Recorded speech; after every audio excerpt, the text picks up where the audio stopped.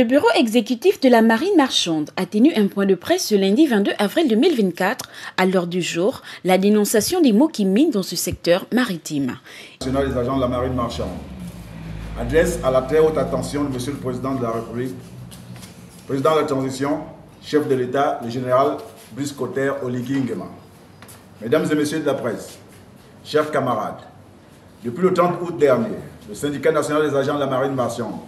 tient son troisième point de presse afin, cette fois, d'attirer l'attention des plus hautes institutions de la République sur quelques-unes des difficultés que rencontre la Direction générale de la marine marchande et l'ensemble de ses personnels. Le SINAM a été l'un des premiers syndicats à apporter son soutien au CETRI suite au coup de liberté. Force est de constater que 9 mois après, son administration semble abandonnée par les différentes autorités malgré toutes les correspondances adressées à Son Excellence, Monsieur le Président de la Transition, Président de la République, chef de l'État, Monsieur le Premier ministre de la Transition, Monsieur le ministre des Transports, de la Marine marchande et de la mer.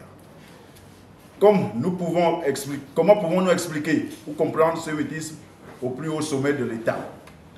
Ou est-ce alors un complot pour faire disparaître la Direction générale des affaires de la marine marchande et des affaires maritimes? Rappelons tout de même que lors des deux précédentes sorties, nous nous sommes longuement exprimés sur plusieurs mots en nous appuyant sur des faits et des textes en vigueur dans certains cas. Aujourd'hui, nous allons nous attarder sur les formations, le corps des affaires maritimes, le conflit de compétences, le manque d'équipement nautique et roulant, la situation du local pour la Direction générale de la marine marchande, les états généraux de la marine marchande,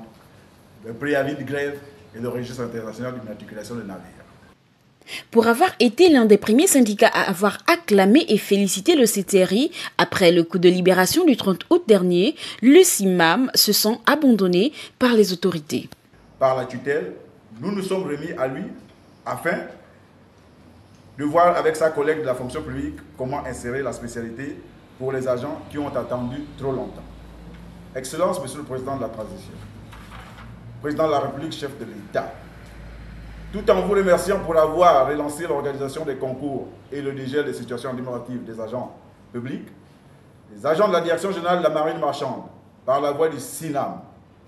profitent de cette tribune pour solliciter de votre Excellence la possibilité d'avoir des offres de formation sur le territoire national au sein des établissements supérieurs qui, depuis quelque temps, offrent plusieurs opportunités aux étudiants et professionnels en formation continue au recyclage tels que l'Institut supérieur des métiers de la mer, l'École supérieure de la mer, l'École de management du Gabon, qui sont disposés à mettre en place des modules pour les professionnels que nous sommes.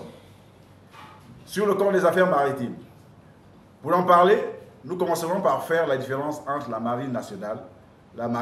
qui est la marine de guerre, et la marine marchande ou marine de commerce, qui ont un terme marine en commun, qui se définit comme l'ensemble de ce qui relève de l'art de la navigation